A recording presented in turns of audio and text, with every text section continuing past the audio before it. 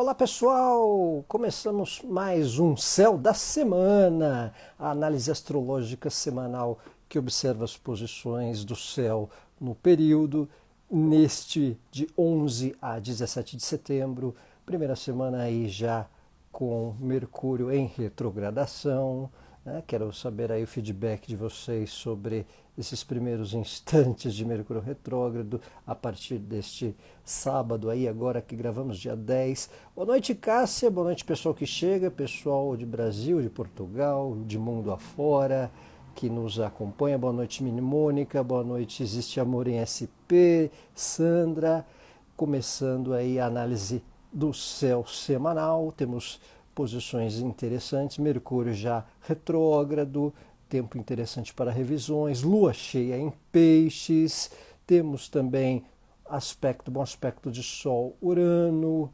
oposição Sol Netuno, falaremos e decifraremos. Vamos começar já pelo movimento de Mercúrio retrógrado. Mercúrio fica retrógrado de 4 em 4 meses, em média, né? A última vez foi em maio, junho, julho, agosto, setembro, então temos uma nova retrogradação.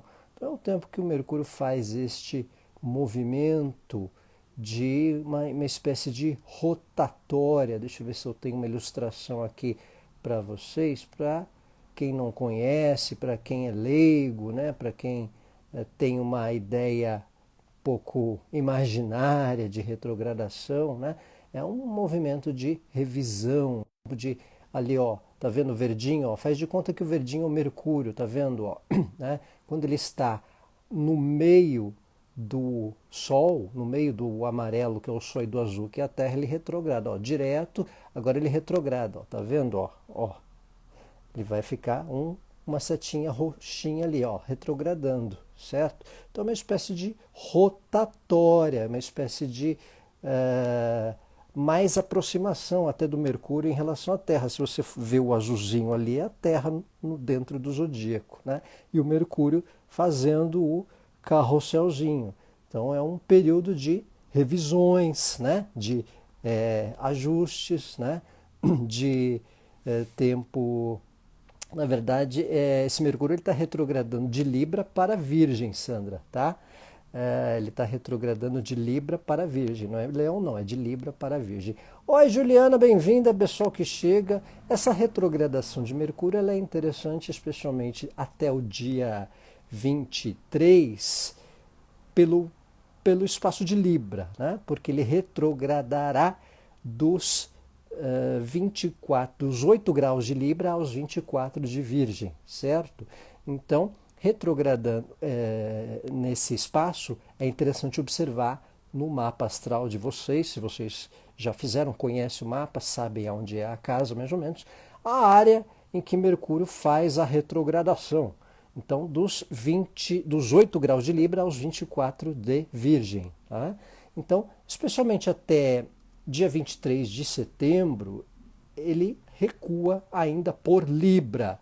E no dia 23 ele já retrograda, já está no fim de Virgem. Por Libra é interessante para a retomada de algumas relações. Mercúrio retrógrado é interessante para retomar encontros, às vezes. De vez em quando tem aqueles oi sumido, oi sumida da vida, né? Oi sumido, quanto tempo, né? Aqueles crush lá, meio estranho, alguns ex, alguns fantasminhas, né? Quem tem Mercúrio como regente do signo sente mais. Não, sinceramente, Silvana, vai muito da posição. Às vezes quem sente mais é quem tem o Sol nessa região de Libra ou de Virgem, tá? Ou ascendente, ou alguma posição angular, como a Libra na casa 10, na casa 7, na casa 4, mas em geral há uma sensibilidade, uma tendência à percepção, tá? Então tem essa indicação de retrogradação de Mercúrio, né? O Minimônica ele vai fazer aniversário com Mercúrio retrógrado em Libra, interessante.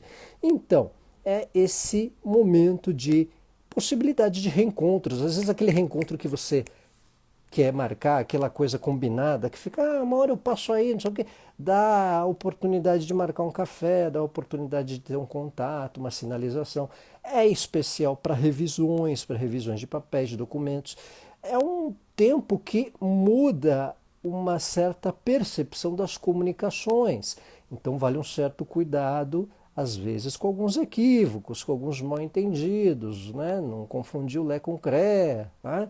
Então um tempo aí de atenção. Boa noite, Ana Martins. Então um tempo aí de ponderar algumas situações, algumas questões de comunicação sendo tratadas, sendo revistas, sendo reposicionadas. Às vezes objetos voltam a funcionar, ou então a gente manda para o concerto algo que estava na gaveta, né? Ou algo conserta. Então esse é um tempo interessante para essas observações, né? Para essas questões de um modo geral. Então esse tempo de Mercúrio retrógrado ele é interessante para revisões, para ajustes, para questões que envolvam uma percepção de assuntos pendentes, por exemplo, ou de épocas que Mercúrio também retrogradou. Boa noite, Sra. Paula. Então tem essa condição. Os tempos que Mercúrio ficou retrógrado esse ano, em janeiro, em maio, também dá indicação de tratativas de assuntos daquela época. Então, como Mercúrio ficou retrógrado em maio e em janeiro, às vezes algumas questões daquela época são suscetíveis a resoluções ou a voltar pautas para a gente tratar, certo? Boa noite, Fabiane. Aita, boa noite, Cris. Boa noite, Vânia Hungria. Pessoal que chega. Juliana, essa retrogradação acontece em cima do meu Plutão natal, casa 5. Casa 5 são as questões de autoexpressão, são as questões da parte afetiva, de filhos, caso tenha. Em cima de Plutão é interessante observar a casa de Escorpião também. Tá? Então, é um tempo de condição para algumas revisões também, dá oportunidade para revisar, ajustar coisas, né? Revisar papéis. Não se indica muito assinaturas, compras muito, né, consistentes. É interessante para alguma troca. Às vezes você comprou alguma coisa aí antes do Mercúrio retrógrado, pode ser uma troquinha aí. Eu aproveitei para fazer umas comprinhas aí na internet antes do Mercúrio retrogradar, né, coisa que eu estava precisando aí de casa e tal, para, né, dar uma... Mas às vezes não dá, às vezes tem que fazer na hora, que às vezes até quando o Mercúrio retrograda, mas aí tudo bem. O máximo que pode acontecer é um contratempo, um atraso, uma revisão, porque Mercúrio em retrogradação é um fator de alternância de ritmo, né? Estou amando essa energia desde ontem, muitas explicações internas. Isso é interessante, viu, Fabiane? Existe uma espécie de cair a ficha de questões, cair a ficha de assuntos. Você lembrou uma coisa interessante, Fabiane. Em tempos de Mercúrio retrógrado, às vezes cai a ficha de algumas coisas. Nossa, quer dizer que foi aquilo que aquela pessoa pensava de mim, né? Sabe, cai algumas fichas interessantes com Mercúrio em retrogradação. Dá mal entendidos às vezes, mas cai algumas fichas. Aquilo que vinha num ritmo meio acelerado, dá uma tendência a dar uma vagarosidade, por isso que às vezes dá uma tendência a atraso nos serviços, atraso em algumas questões cotidianas. E caiu um orelhão, Fabiane, caiu um orelhão, cai os créditos, cai os créditos. E às vezes também, aquilo que vinha lento dá uma tendência a uma fluida até mais rápida com Mercúrio retrógrado, viu? Então, muitas vezes, a retrogradação de Mercúrio é uma alternância de ritmo, tá? Caiu um orelhão aí também ou existe amor em SP? Canceriano? Então, quando o Mercúrio retrograda, dá essa tendência também. Às vezes, algumas coisas que a gente não percebia, dá aquele eureka, né? Sabe aquele do descobridor lá? Eureka, né? Os inventores, dá uma eureka na pessoa de cair certas fichas, né? Aquela frase de descoberta, eureka, né? Uma luzinha, uma lâmpadazinha lá no gênio, e dá umas percepções interessantes quando Mercúrio tem a retrogradação, certo? Então, esse movimento ele é até 2 de outubro, por coincidência, eleições no Brasil, tá? E também a retrogradação especificamente em Libra até 23 de setembro, quando ele volta ao finzinho de Virgem. Então, enquanto ele estiver por Libra, é interessante para retomar, voltar conversas sobre relacionamentos, sobre parceria, sobre contatos, tá? Tem uma imagem aqui interessante também. Opa, Parei, veio um som aqui meio alto. Tem uma tendência a retomadas de conversas, retomada de relacionamentos, de contatos, de convívios sociais. Tá? Mercúrio retrógrado é interessante para retomada de convívios sociais. Aconteceu uma situação interessante aí que foi a volta do museu, tá? Aqui em São Paulo, da Independência, Museu do Ipiranga. Olha só, gente, ó, o verdinho de novo para vocês, ó. Direto, tá? Direto, aí vai ficar roxo, aí retrograda, olha lá, tá vendo, ó, a setinha roxa, agora é direto. Quando ele está mais perto do zodíaco, né, mais perto da Terra, ele faz a rotatória e dá a sensação por 20 dias, 20 a 24 dias de retrogradação, certo? Então, a gente faz umas expressões na empolgação, né? Então a gente aproveita. Aqui meu aniversário no ano passado, outubro, foi com o Mercúrio retrógrado. O que pode significar? Então, o Grelabs, fazer aniversário com o Mercúrio retrógrado dá a indicação. Renata Milione, você viu alguma coisa da rainha do dia? Então, eu não vi, Renata, mas a questão da rainha já era meio esperado já há algum tempo, tá? Eu fiz umas postagens meio rápidas pelo Twitter, depois se der tempo eu tento dar um pitaco, certo? Mas essa questão do Mercúrio retrógrado é interessante também, porque às vezes voltam alguns hábitos, voltou o museu, tem revivals, alguns espetáculos têm revivals, tem algumas coisas que faz voltar lembrança de artistas, memórias, tá? Então tem essa propensão. Então, observar, gente, o período de 8 graus de Libra a 24 graus de Virgem é a área em que Mercúrio estará em retrogradação, certo? Deixa eu ver mais colinha aqui que eu anotei sobre Mercúrio retrógrado. Mercúrio, Vênus, Marte, quando eles retrogradam, né? Essa alternância de ritmo na rotina, no cotidiano. Fátima, Mercúrio na casa 7 em Touro, onde está meu sol também? Então, na verdade tem que olhar Libra, tá? Olha Libra para Virgem, né? Teve tributo a Elis Regina, né, Fernanda? É interessante, tá tendo uns, né? Quando o Mercúrio retrograda é comum exposições, né? Celebra aí um artista, né? Pessoas em geral que já morreram, né?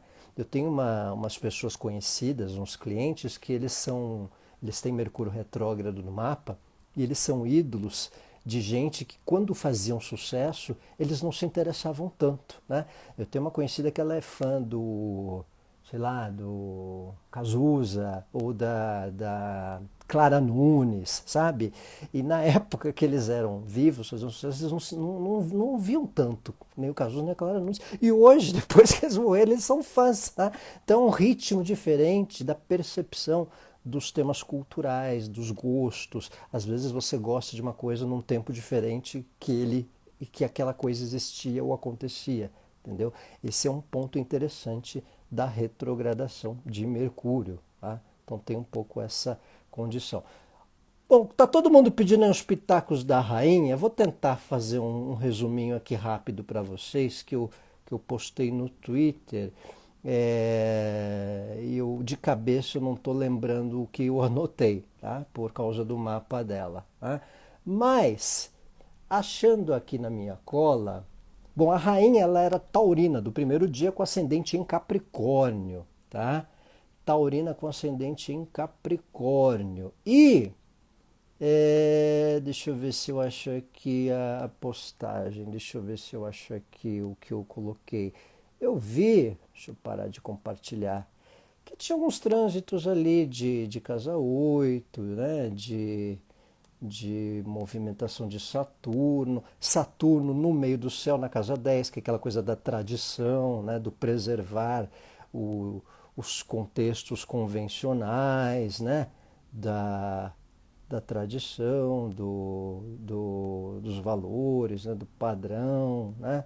Então isso acabou sendo realmente bastante simbólico, bastante significativo. Ó, o último eclipse em Escorpião, Oi Elis, boa noite. O último eclipse em Escorpião foi nos graus finais ali de Escorpião, perto dos 27, e a rainha tinha Saturno a 24 de Escorpião. Então o eclipse foi conjunto a Saturno. Saturno é regente do ascendente da rainha. Então por aí já tem uma questão do eclipse, né? Eclipse muitas vezes ele traz à tona, ele joga a luz, mas também ele tira de cena. Então entra em cena, sai de cena, muitas vezes a questão, no caso do poder, né? Porque com a morte, né, há uma mudança do próprio contexto da Inglaterra mesmo, dos hábitos, mudou o hino, né? Agora o hino é God Save the King, né? Até o hino lá mudou. Então teve outra questão, que Saturno em Aquário chegou exato ao Marte da rainha. A rainha ela nasceu com Marte e Júpiter em Aquário, uma conjunção Marte-Júpiter, olha só, hein? E o Marte da rainha é Marte em 20 de Aquário e o Júpiter é 22 de Aquário. Na casa 1, a rainha tinha Marte na casa 1, olha só, hein? Era a líder da nação, era chefe de Estado, 70 anos como chefe de Estado, conjunção Marte-Júpiter, né? Da nação, do conglomerado britânico. E o Saturno chegou lá também, chegou em conjunção a Marte e Júpiter, tá? Então, outra questão aí de uma transição da estrutura, né, das questões, meio que o limite, né? E a parte física, né? Saturno já estava aí também há um certo tempo, então ela já estava com limitação física, né, com a questão da debilidade, né? Então, meio que agravou mais. Júpiter conjunção a Mercúrio, e Mercúrio é regente de Virgem, onde ela tem a casa 8. Então, Mercúrio é o regente da casa 8 da rainha, tá? Então, esse é um outro ponto. O Júpiter fez conjunção ao Mercúrio, tá? Então, é um outro ciclo aí. Mercúrio da rainha em Áries, Júpiter retrogradou junto ao Mercúrio da rainha. Então, e a questão do Plutão, né? Porque se ela tem ascendente em Capricórnio, Plutão, há alguns anos, de uns 3, 5 anos para cá, Plutão já vinha pelo ascendente da rainha. Então, a gente percebe que a questão morte, né? Questão fim de ciclo, é um conglomerado, nunca é uma coisa só. Isso é importante, né? Aula de astrologia, pesquisas sobre fim de ciclo, morte, nunca é uma coisa só, tá? Muitas vezes tem lá um gatilho, um trânsito, mas sempre tem pelo menos 4, 5 configurações que acabam, né, gerando esse contexto. Você vê, Plutão já vinha no ascendente da rainha há uns 4, 5 anos. Mas zilhões de pessoas têm Plutão em Capricórnio no ascendente. Isso não quer dizer que Deus e o mundo passará dessa para melhor. Plutão no ascendente muitas vezes é a transformação da condição de vida que a pessoa está no momento, né? Uma pessoa como a rainha que tem 96 anos, com Plutão no ascendente, né, já dá um contexto de um fim de ciclo, uma propensão aí de um ritmo diferente, né? E no contexto de outras configurações, quando vai juntando várias ao mesmo tempo, você vê eclipse conjunto ao Saturno da rainha, Júpiter sobre o Mercúrio, que é o regente da casa 8, que é uma casa associada à morte. Então você vê mais de uma coisa, mais de um conglomerado de posições, né? E a rainha, como estilo, né? Ela era taurina, né? Se a gente for falar o contexto histórico, Lua em Leão, a rainha tinha Lua em Leão, porra, imagina, você não precisa nem exagerar tanto, né? Ela por si só já era, né?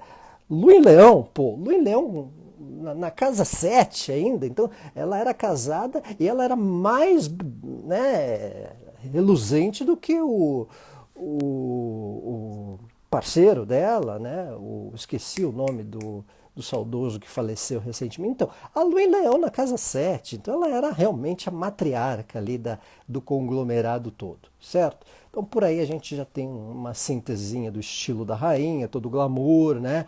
A pompa, o Marte e Júpiter em Aquário, o fator coletivo, mas ela é associada também a questões polêmicas ali dos problemas britânicos do passado, né, de certas polêmicas em relação às ações da Inglaterra, mas a aparência dela, a função dela ali, ela era chefe de Estado, né? Enfim, Então, temos esse pitaco aí da rainha taurina com ascendente em Capricórnio, né? Que God Save the Queen, né? A partir de então. Certo? Então, pessoal, temos aqui no céu da semana, falamos do Mercúrio retrógrado, né? O que mais faltou? Eu disse que assuntos de janeiro e maio.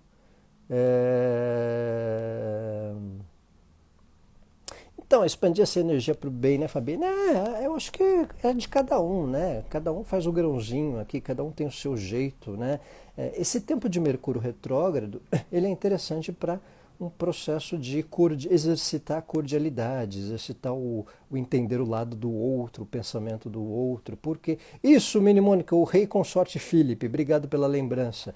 Então, ela brilhava, a rainha brilhava mais, né? Ela era mais, né, acentuada. E mesmo o fator relacionamento, né? A lua na casa 7 em Leão, né? Mas em relação a esse momento de Mercúrio retrógrado, Fabi, pessoal que assiste aí a nossa live, ele em Libra é interessante para a gente entender e exercitar a compreensão das outras opiniões, né?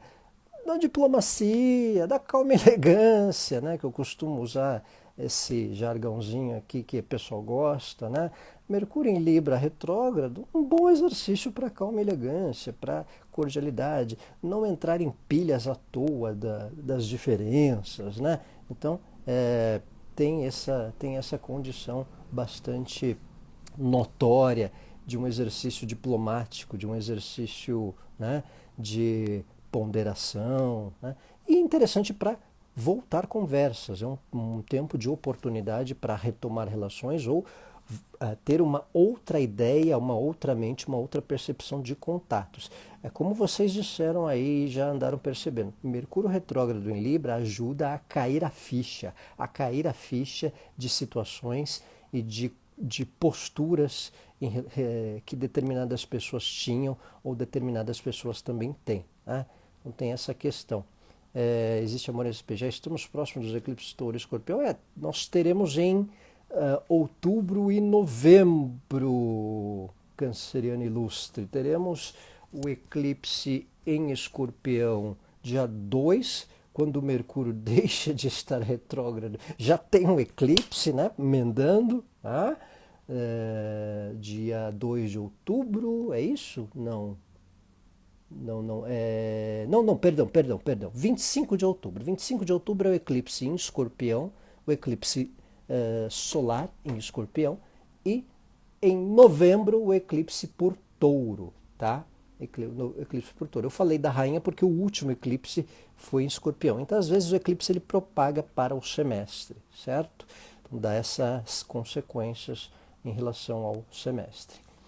Temos a lua cheia em Peixes, né? Hoje. Isso, Ana Martins, dia 25, eclipse solar em Escorpião, conjunto a Vênus, né? E dia 8, dia 8 dia 8 de novembro, o eclipse lunar em Touro, exatamente, dia 8, eclipse lunar em Touro, 8 de novembro, certo? Temos falei eclipse, temos a lua cheia em Peixes, né? Temos a lua cheia pisciana aqui, ó, lua cheia a 17 graus de Peixes, que foi hoje, né? Nós estamos sob a lua cheia pisciana. A lua cheia pisciana ela é interessante. Toda lua cheia ela dá um certo boom, né? Um certo frisson, né? A rainha foi morrer na véspera da lua cheia. Até para isso, né? Até para sair de cena chama atenção, né? Então tem esse fator. De verdade, uma lua linda, né, Fabi? Pena que aqui em São Paulo já está virando tempo, no Sudeste, mas a galera está vivenciando. Olá, Fabiana, bem-vinda. Então, a lua, não dá para dar zoom, Elis, depois você vê na gravação, tá? Depois eu coloco aqui. Então, a lua cheia em Peixes, ela é um exercício também para exercitar as emoções num sentido coletivo, num sentido solidário, né? Vê que até o Rock in Rio está colaborando aí, né? Pelo menos aqui no Brasil tá acontecendo aí uns revivals musicais, né?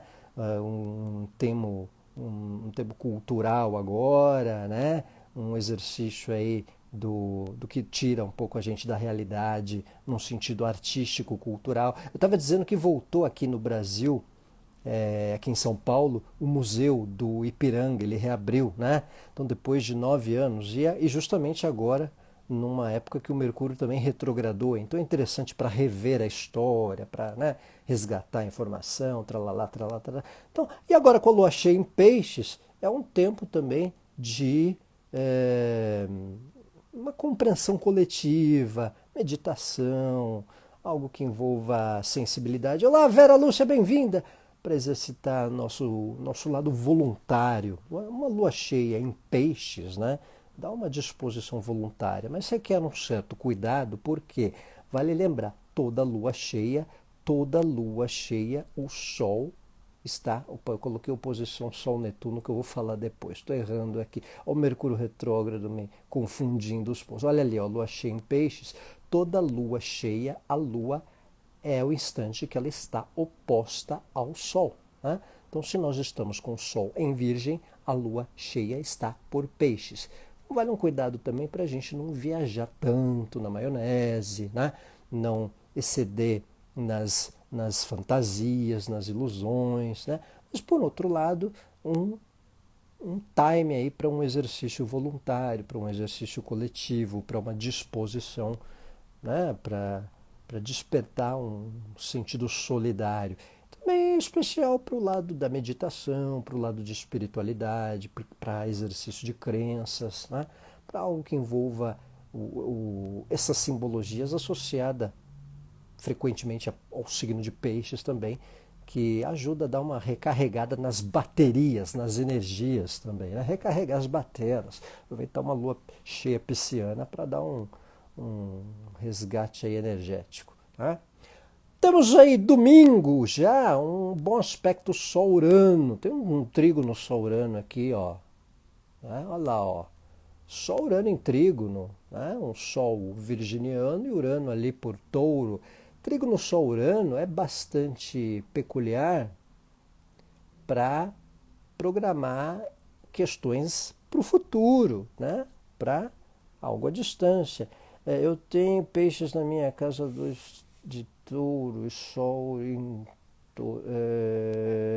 Como é que é? Peixes na sua casa 2. Ah, você tem peixes na casa 2. Ah, lua cheia, então é a questão do lado financeiro, do lado material, né? A casa 2 ela dá esses starts.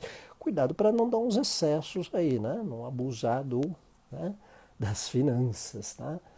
Laís, hoje consegui assistir ao vivo. Ah, é, Laís, que bom, né? Bom vê-la aqui. Saudações. Então, esse tempo de Sol trígono Urano que eu dizia para vocês é interessante para uma mudança de postura em conceitos convencionais, para inovações, para vivenciar questões para o futuro. Até num tempo de Mercúrio retrógrado, né, bom aspecto Sol-Urano ele é interessante para rever questões modernas, tecnológicas, que a gente antes não conseguia se adaptar. Então, às vezes a gente tinha uma certa resistência em mexer com alguma coisa do celular, algum aplicativo, né? Aproveitar esse Sol-Urano no começo da semana, a gente pode dar uma adaptada, pode se abrir mais. Vou dar uma mexida aqui que eu não conseguia mexer nesse software, nesse negócio do computador, como é que chama aqui, no Spotify da vida, né? Te dá lá uma abertura para o inovador na nossa vida e no nosso cotidiano, né? Até quem tem uma certa resistência com o que é tecnológico, com o que é novo, a gente fica mais aberto nesse tempo Sol bom aspecto com Urano, bom para ajustes naquilo que dará um melhor andamento, né? Um melhor andamento nas coisas que a gente lida no cotidiano, nas inovações. Tá? Então, trígono Sol-Urano interessante para ir pôr em prática ou projetar ideais até para o futuro, para programar ou direcionar algo para daqui a algum tempo também. Tá? É bom para consertar bugs do Mercúrio retrógrado. Isso aí, Juliana, é bom. É bom também para revisões de coisas que a gente vinha também demorando, né, para consertar. Mercúrio retrógrado, às vezes, ele ele faz algumas coisas funcionarem sozinhas, coisas que não estavam funcionando antes, tá? Então dá uma questão. Eu sempre digo que uma vez passou um cara aí da Sabesp, da pessoal da companhia de água aqui de São Paulo, e o meu relógio estava vazando e tal. Ele veio fazer a cobrança, viu que o relógio estava vazando, trocou, consertou e pronto. E era um período de Mercúrio retrógrado. Então, além de cobrar a conta, ele veio, consertou, trocou o relógio. Então, às vezes dá uns reparos de coisas meio numa imprevisibilidade, tá? Só o trígono com Urano é interessante para encontros repentinos, tá? Ainda mais com Mercúrio retrógrado, às vezes a chance de você encontrar de uma forma repentina alguém que você queria, aqueles encontros que combinando não dá certo, né? E aí sem combinar acontece, então é uma chance, uma tendência positiva de até combinando, podendo ter alguns contatos que antes não conseguia alinhar, um encontro de trabalho, um encontro social, umas visitinhas aí, pessoal, amigos que tava para combinar um café, um happy hour, né? Dá propensões interessantes, ainda mais em tempo de Mercúrio retrógrado em Libra e Sol aspecto com Urano, uns encontros pá, né? de repente, tá? E aí a gente termina a semana com a oposição Sol-Netuno, tá? Oposição Sol-Netuno, essa oposição ela é desafiadora porque ela impacta num desafio de um cuidado com as falsas impressões, cuidado com as falsas impressões, com alguns equívocos, com excesso de expectativas, uma atenção com a gente não entrar na pilha de fanatismos de algumas pessoas, especialmente aqui no Brasil, a gente está em época de eleição, a gente pode ficar um pouco suscetível a encontrar pessoas, né, numa efervescência, num certo ufanismo, né? Não só num tema político, mas até em qualquer assunto que seja. A gente é suscetível a percebermos as pessoas um pouco mais fora da casinha em assuntos que elas são apegadas. Então, a oposição Sol-Netuno pede um pouco de paciência, né? Não contrariar o médico, né? Não contrariar os delírios alheios que a gente costuma observar, né? Então, manter aí uma tolerância, um exercício de tolerância. Toda a oposição ela exercita a nossa tolerância, porque toda a oposição ela é um aspecto de 180 graus. Você está lidando com o desafio de viver algo diferenciado em relacionamentos, tá? Então, atenção aí com ilusões de pessoas, com certo fanatismo, né? A sensação pode ser natural, uma sensação de estar um pouco não inserido no contexto de certos ambientes ou certos assuntos ou certas convivências também, tá? Oposição Sol-Netuno às vezes dá essa sensação. A gente pode às vezes entrar, sei lá, num lugar e ver que aquele lugar não tem nada a ver com a gente, conversas, uns certos bate-papos que você fica ali olhando, nossa, o que eu estou fazendo nessa mesa com esses assuntos, né? Então, é um tempo aí de uma ponderação, de ver se a gente está inserido diante de algumas questões, diante de alguns assuntos de convivências também. A gente pondera sobre a realidade de o que eu estou fazendo aqui. E oposição Sol-Netuno é um exercício para não dispersar à toa com assuntos, né? Dispersões são suscetíveis. Aliás, o próprio Mercúrio retrógrado, o tempo de Mercúrio retrógrado, requer atenção para não dispersar por informações, por conversas, por diz que me diz, fofoca à toa, né? Então, ponderar, contar até 10, refletir, né? Revisões. Então, um tempo aí de atenção com dispersões, com essa questão. Dia 19 tem happy hour, Mini Mônica. Então, vale aí essa ponderação nesse tempo de Sol, oposição Netuno, com dispersões, não viajar muito na maionese, tá? Não sair muito do foco do que é interessante, do que é necessário para resolver e para esclarecermos também, certo? Que mais? uma dispersão. O próprio trabalho, próprias questões de rotina, né? A gente percebeu uma certa sensação de desafio com foco, né? Desafio com foco em questões do cotidiano. Então, dobrar a atenção para não dispersarmos. E atenção também com o lado fanático, o lado, né, excessivo que algumas pessoas podem ter com opiniões, com ilusões, né, ou aqueles exageros de manter o apego naquilo que gosta, numa opinião, numa pessoa, num ídolo, né? Que às vezes a gente pode observar com mais frequência, certo? E para terminar a semana, quadratura Vênus-Marte, né? Um aspecto aí tenso entre Vênus e Marte, Vênus, ó, né? E Marte em Gêmeos, Vênus por Virgem, quadratura Vênus-Marte, tá? Então, quadratura Vênus-Marte é atenção com a ansiedade, com a impaciência diante das diferenças pessoais, diante das relações. Né? Você vai ver o funeral da Beth, ou Mini Mônica? Interessante, que glamour. Então, quadratura Vênus-Marte requer atenção com uma ansiedade para não para a gente não ser um pouco entrão ou entrões com assuntos de outras pessoas, né? Para não intervir de forma, mesmo com a melhor das intenções, né? Tem certos assuntos, tem certas questões que só as pessoas que estão ao nosso redor precisam resolver, e às vezes a gente pode ter a sensação que pode ajudar de alguma forma, e a gente tem que perceber esse limite, né? Na quadratura Vênus-Marte a gente pode ter um risco de avançar o sinal na intenção de querer ajudar. Então, vale uma ponderação também nesse contexto. Tá?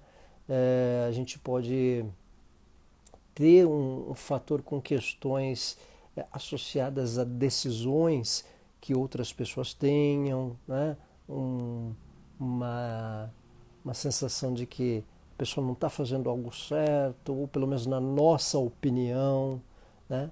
Elise. Então, até na nossa opinião ou no nosso conceito, a postura que a pessoa tem, a decisão que ela tem, pode passar a impressão que não foi lá muito ao nosso gosto, mas para o mundo dela, para o contexto dela, às vezes é o jeito que ela tem que resolver a coisa. E não tem muito o que fazer. Né? Então, quadratura Vênus-Marte é um pouco isso. Vênus é um planeta associado e simbolicamente associado a relacionamentos, a empatia, e Marte às ações, né? Ali, ó, as ações, a individualidade, aos impulsos, né? Marte ali à esquerda, Vênus ali embaixo. Então, muitas vezes a gente pode se deparar com atitudes ou comunicação ou com tom de colocar certas palavras de uma maneira impulsiva ou na ansiedade ou de forma individualista. Né?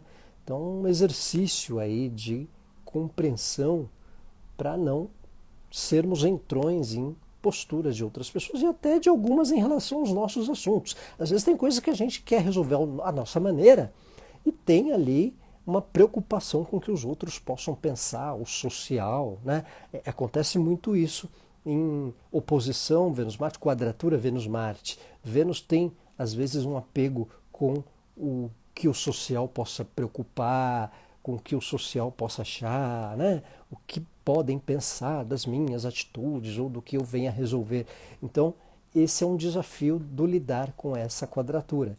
Tem certas questões que não vai dar para se preocupar com o que os outros vão pensar. A gente tem que resolver porque a solução é a mais plausível para a nossa individualidade ou para a nossa identidade. Né? Só que às vezes isso gera uma certa tensão com o que ali, família, afetivo, grupos possam achar. Né?